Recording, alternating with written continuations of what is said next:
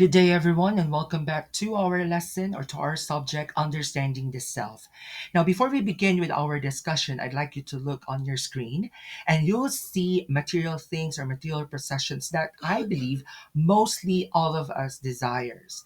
So, I believe everyone wants to have, let's say, a car, gadgets, of course, your own house, um, list of furnitures. I believe you have this in your bucket list of desires, branded clothes, luxury clothes and bags, and etc. So many people work to earn money, not just to buy the basic necessities like food, clothes, shelter, etc. Now, most of us spend money to buy material things that will bring us comfort, convenience, and pleasure. Now, some people buy things to earn admiration, praise, and recognition from others. Now, earning or possessing these things will actually help us create an image that we are successful or that we are capable of buying such things.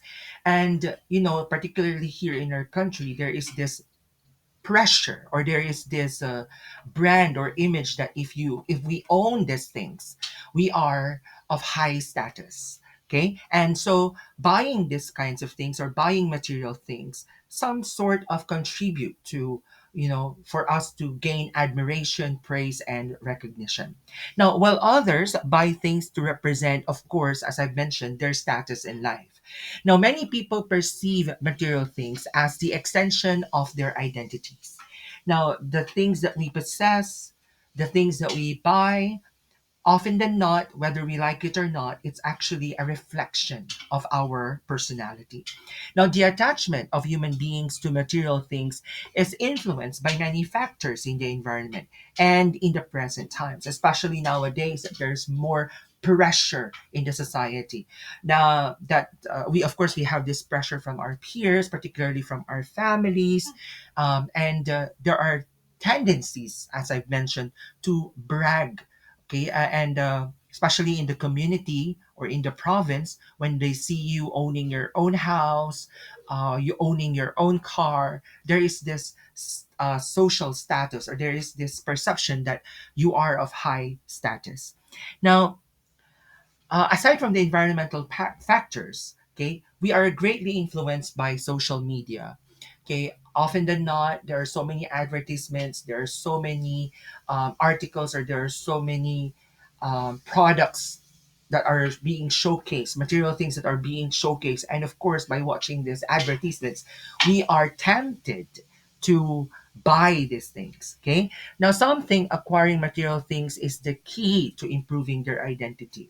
And that's why they keep on buying things, they keep on investing on material things because they believe that this will not only improve their life, but this will also improve how people view them.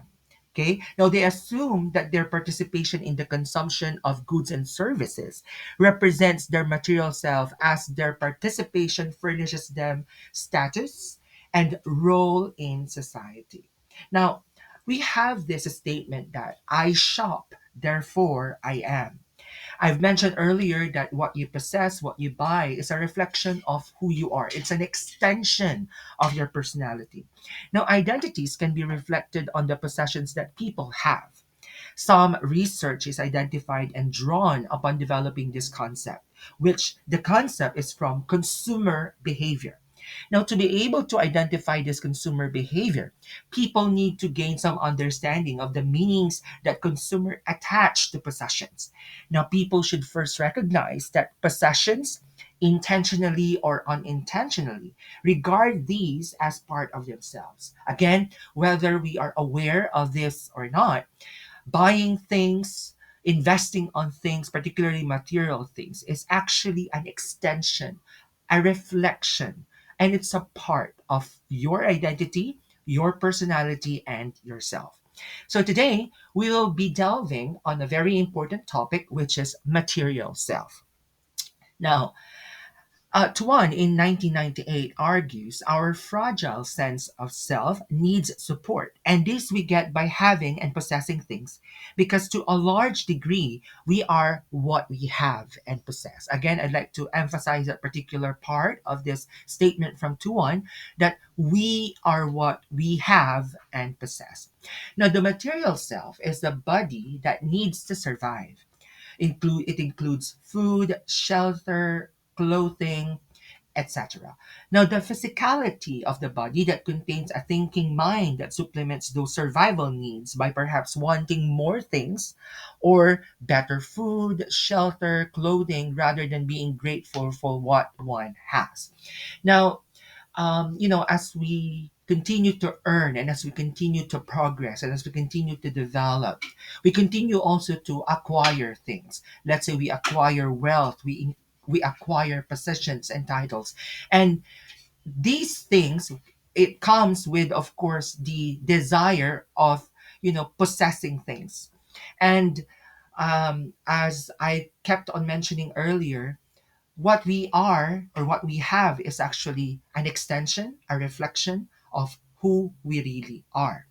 Now, material self is actually a man's self, a part of ourself that is the sum total of all that we are or that we can call ours, not only our body, not only our psychic powers, not only what's on our intellect, but this includes our clothes, our house, our wife, our children, etc. Now, a man's self, as I've mentioned, is the sum total of all these things. Now, all these things give him the same emotions. What are these things? Again, these are clothes, your house, your family, your friends, your reputation, your title, your work, and everything that you possess. All these things give you that particular sense of fulfillment. Now, if they wax and prosper, he feels triumphant. If they dwindle and die away, he feels cast down. So, meaning when you start owning these things, you have this feeling of victory. You have this feeling of fulfillment, of success. And the same way, when we lose these things, we feel down and outcasted. Okay? Now, if people define possessions as things they call theirs, James was saying that people are the sum of their possessions. And this is somewhat similar to what Tuan mentioned or earlier. Now, to further understand more our material self, our self is actually divided into two components. We have the bodily self and the extracorporeal self. Now, the bodily self is a component of yourself that is composed of intimate parts of your body or your person or of your persona. Now, this includes what? Your body's aspects, such as your physical aspects, of course, everything that is tangible in your body. And this also includes your emotional aspect, your feelings, your desire, your psychological aspects, which houses your cognition and your intelligence, and of course, your moral value. So that is the component bodily self. Now, when we talk about the extra corporeal self, which is also known as the extended self, it includes the people of great significance to us. Okay, this could be your family, and this could also include your possessions. Okay, your house, your car, your clothes, and places that matter to you, as well as products and labor, particularly your job or your work. Now, the material self is constituted by our bodies, clothes, immediate family, and home. It is to these things, according to James, that we are most deeply affected because of our investments of self within these things. The more we invest ourselves in these objects, the more attached we inevitably are to them. Of course, you invest your money, your time, your effort, particularly when you're buying, let's say, expensive things, valuable things. It, of course, would cost you a lot. And with that, you need to exert more effort, more time, more money. And with more investments, of course, the more we become attached to these things, to the point that we treat them as part of ourselves. Okay, and there are people who even treat money and wealth as their god, right? Now, the innermost part of our material self is our body. intentionally, we are investing in our body. And let's admit it or not, we invest on the food that we eat, particularly if you have your work or you're earning. You don't settle for mediocre things. We don't want to settle for things that, let's say, are average, particularly those things that we have tried, and we keep on longing for better things. Let's say, for example, if you start owning things, or you start earning money, you then try to eat at, let's say, high class restaurants or high class cafe, and the moment you experience these things, there is this tendency for you not to go back to the old ones, or let's say the less average ones. Now, this is the reason why. Okay, we buy food to nourish and sustain ourselves. We buy vitamins to supplement our performance. And of course, we buy aesthetic things, cosmetics that will enhance our body. Because as I've said, your body is a part of your material self. And it is what we are really investing at. Okay, we are directly attached to this commodity that we cannot live without. Okay, we do have preferential attachment or intimate closeness to certain body parts because of their value to us. Particularly, let's say if you're an artist, if you're a model, or let's say if you're earning and your body, let's say, is your investment to earn money. Okay, hence there are certain people who get parts of their body insured, and whether you believe it or not, yes, this is true. There are people out there who ensures their body parts. Okay? Like the renowned football athlete David Beckham and Cristiano Ronaldo, who both had their legs insured for $70 million and $144 million, respectively. So if you could imagine that. Why? Because it's their legs. These are football players. It's their legs that give them wealth, right? So another one, you know this artist, it's Jennifer Lopez, who insured her butt. No, yung puwet niya, in-insure niya, amounting to $300 million. So this is not just limited to these people. When a particular part of your body is, let's say, your source of income, definitely you'll do everything to protect that. Okay, for artists, for actors and actresses, of course, their investments are their faces. So they really invest a lot. Okay, they really pay a lot of money to keep that investment and to ensure that it is maintained, it is safe, and it prospers. Okay, aside from your body, another part of your material self is, of course, your clothes. Okay, so that's why we have this philosophy of clothes. Okay, influenced by the philosophy of dress by Erman Lotz, James believed that clothing is an essential part of the material self. Lotz, in his book Microcosmos, stipulated that anytime we bring an object into the surface of our body, we invest in that object into the consciousness of our personal existence, taking its contours our own and making it part of the self. And whether we agree with this or not, remember, okay, sometimes we feel good based on, we feel good or bad depending on what we wear. Let's admit it, no, the clothes that we wear contribute to our sense of fulfillment, our sense of happiness. We take pride, we feel confident, we have this sense of pride when, let's say, you own a luxurious brand, or when you own a limited edition of shoes, of clothes, of bags. So this sense of fulfillment actually boosts your confidence and thus help contribute in the improvement of yourself and in your identity. Now, the fabric and style of the clothes we wear bring sensations to the body. And of course, and even if we compare it from the branded clothes to those who are not branded, the difference in the fabric actually gives this sense of comfort and this sense of irritation, right?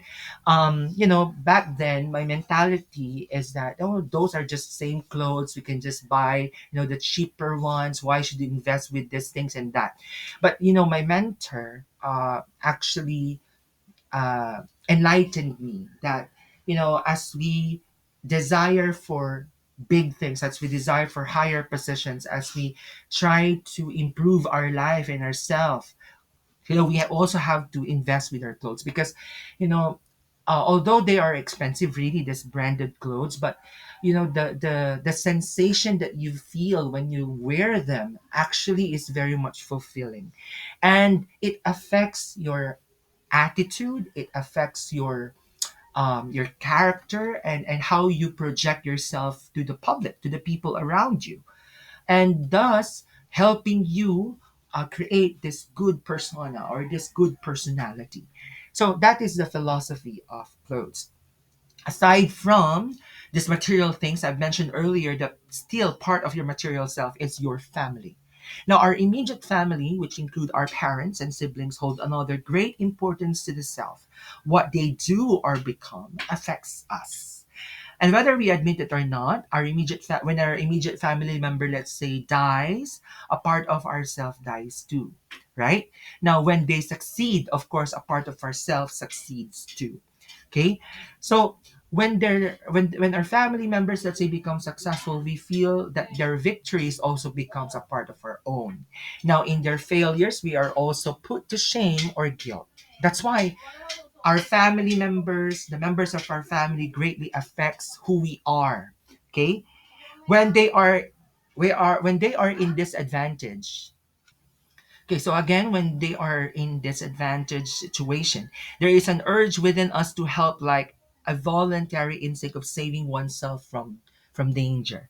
Now, we see our family as the nearest replica of ourselves, and often than not, the success of your family members is also a reflection of your success, and their failure is also a reflection of their failure.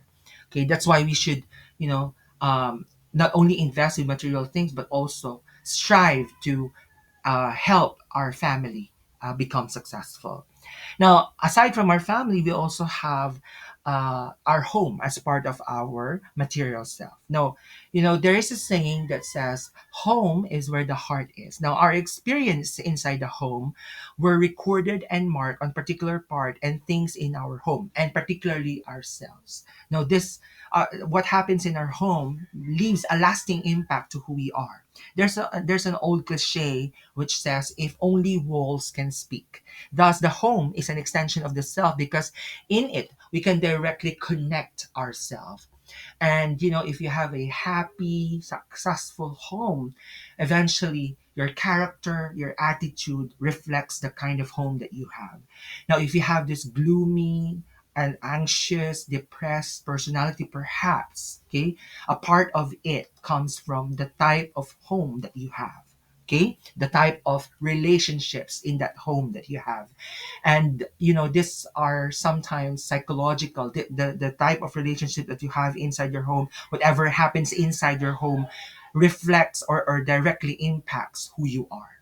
Okay, now there is this question that I would like to ask everyone: how much do you value yourself?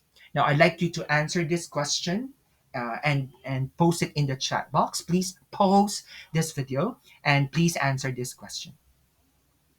All right, so thank you very much for participating. Now, in order to answer that question, how much do we value ourselves? Let's look at the difference. Let's compare and contrast self worth from self value. Now, self worth and self value are two related terms that are often used interchangeably. Now, having a sense of self worth means that you value yourself. Again, when you have self worth, you value yourself, and having a sense of value means that you are worthy. Now, the differences between the two are minimal enough that both terms can be used to describe the same general concept. Now, but let's look at the specifics of these two concepts. Now, self-worth, according to Merriam-Webster, it is a feeling that you are a good person who deserves to be treated with respect. So that is your self-worth. You are good and you deserve to be respected.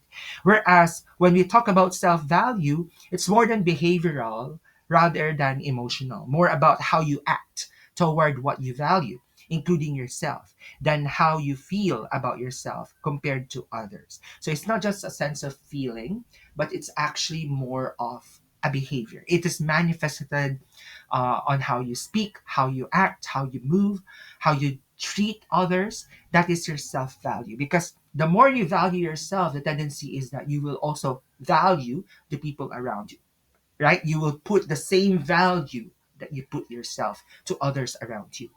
Now, there is what we call a self-worth theory. Now, the self-worth theory posits that an individual's main priority in life is to find self-acceptance, and that self-acceptance is often found through achievement. Now, this self-worth theory is somehow very much related to your achievement as a person. Now, achievement is often found through competition with others. Now, thus, the logical conclusion is that competing with others can help us feel like we have impressive achievements under our belt, which then makes us feel proud of ourselves and enhances our acceptance of ourselves. You know, when we say competition with others, this does not mean that you have to see everyone around you as competition. No, but what this means is that, of course, when you are winning, let's say, for example, you're an athlete and then you become the MVP, or you become, or your team becomes the champion, and you have greatly contributed to that goal, to that achievement, then that gives you self-worth because of that particular achievement.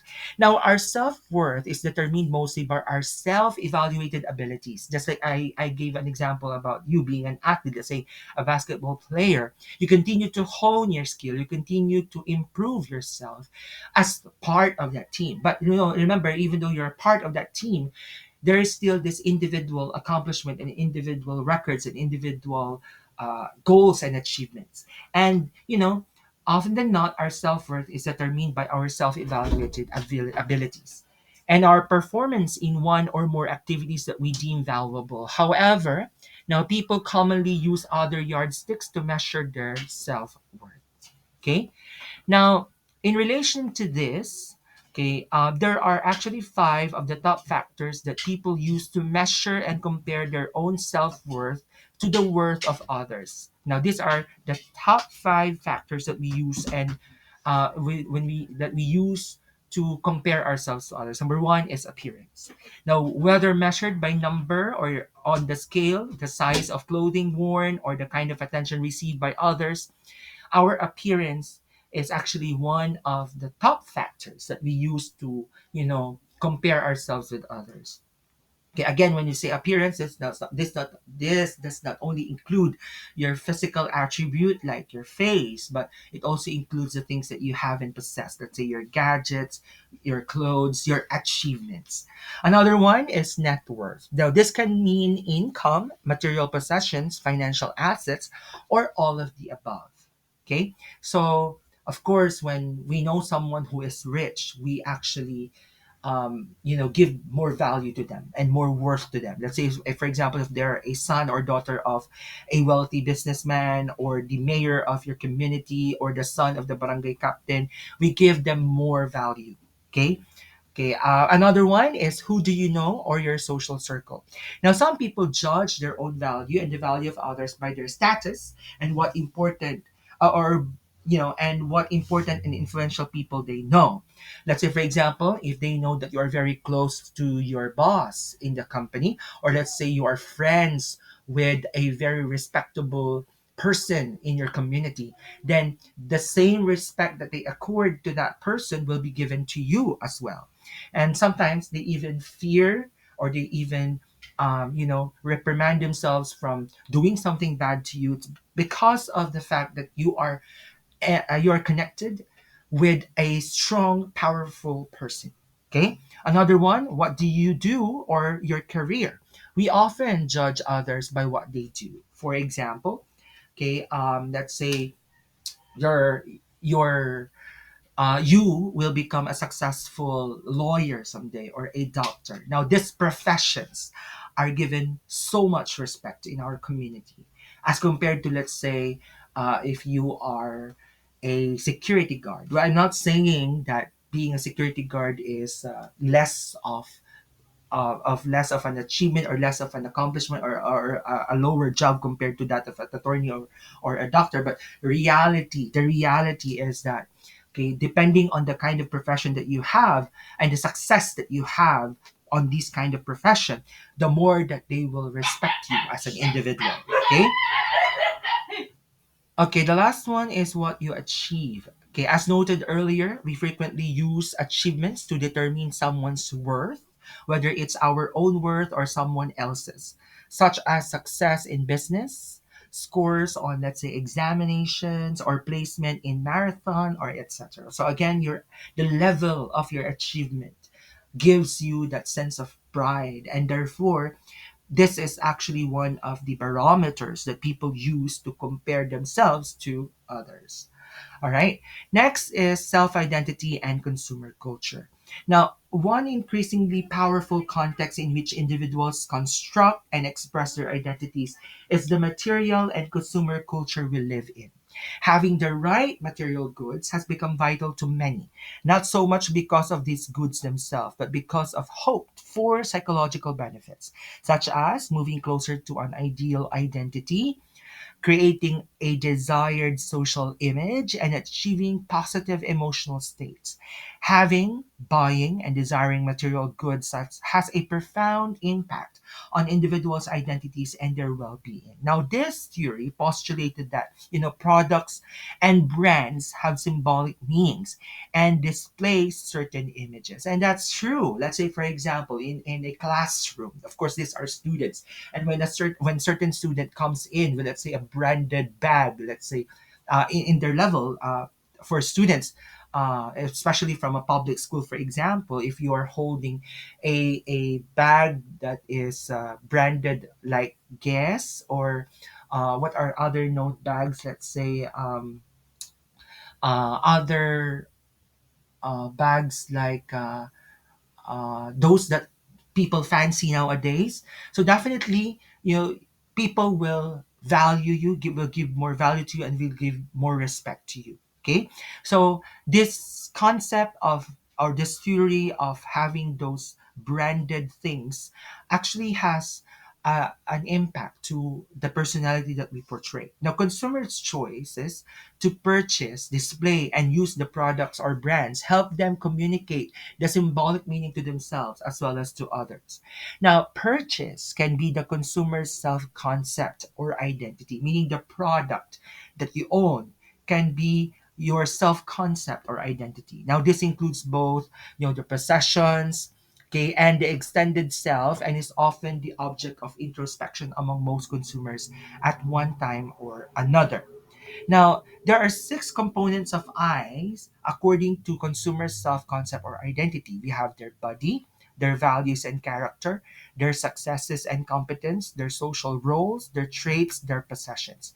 Now, if a person had to invest a lot of resources, let's say your money, your time, and your energy, finding and selecting a product, then to psychologically justify that kind of investment, people tend to view that product as part of their extended self. Now, for this reason, more expensive purchases and purchases for which they have saved for a long time are more likely to become part of the extended self. As I've mentioned earlier, the more you invest on something, the more you value that. And that becomes a big part of yourself. Let's say, for example, you really spent a big sum of money on buying a car that you really like. So you will really treasure that particular car. And that even becomes a part of yourself. You give name to that particular car. You put it in a good store or good garage. And you really exert effort to polish it, to maintain it, and of course, to keep it. Now, products that can relate to oneself in two ways. Again, products can relate to yourself, to oneself in two ways. One is by being instrumental on enhancing their self, and the second one is becoming a valued possession. So the first one is, it serves as a tool, it serves as an aid to, create a better image of yourself. And of course, it is a tool that will help you eventually in performing your job and other important things. The second way of which these products become a part of ourselves is that it becomes your valued possession, something that you really treasure. Now, as to the second role, being a valued possession, product possessions become part of the self by these six I components I've mentioned. It becomes a part of your body, your values and character, your successes and competence, your social roles, your traits and possessions.